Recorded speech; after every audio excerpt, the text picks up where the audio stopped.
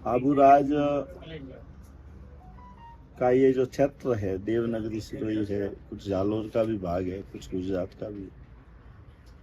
इस समय विधानसभा से लेकर सड़क तक एक ही आवाज गूंज रही है कि माउंट आबू को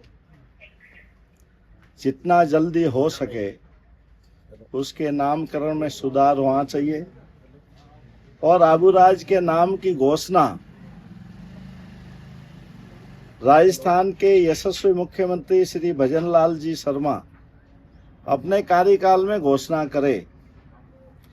सिरोही को जिला नहीं समझे, सिरोही को विधानसभा नहीं समझे, माउंट जो आबूराज है उसे कोई क्षेत्र नहीं समझे। ये देवताओं की भूमि का भूभाग है और उस भूभाग के अंदर जो संपूर्ण भारत के अंदर जितने तीर्थ स्थान हैं, उन तीर्थ स्थानों का जो रहस्य कुंड है वो आबूराज में।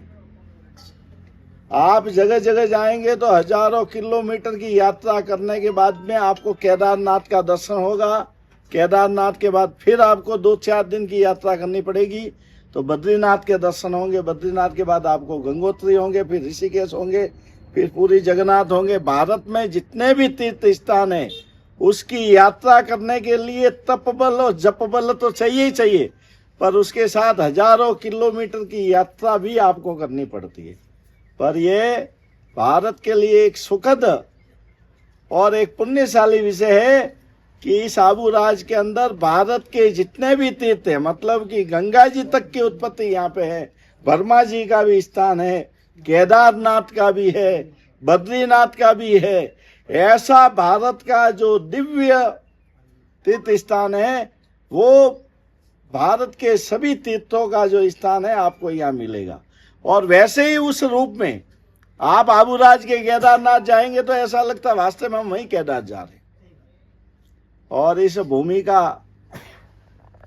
तपोबल और ये रसो सिद्ध जो स्थान है, इसका आबूराज नामकरण करना संपूर्ण सनातन धर्म के साथ ही पूरे विश्व में इस बात का संकेत है कि आबूराज का नाम होते भारत विश्व गुरु प्रथम स्थान पे पहले बनेगा।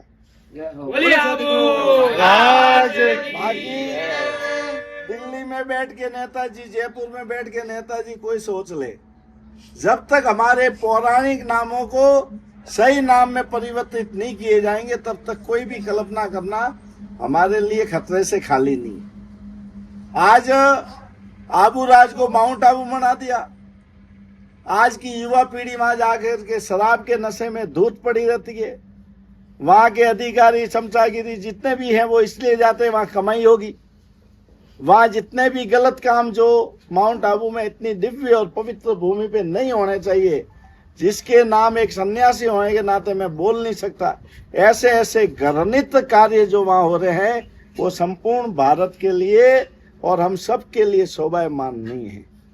मैं इस सिरोही की देवनगरी से राजस्थान के मुख्यमंत्री से एक टुक शब्दों में कहना चाहता हूं कि ये राज तो आते रहेंगे और जाते रहेंगे। आपके पहले भी कई आए ना, आपके बाद में भी कई आएंगे।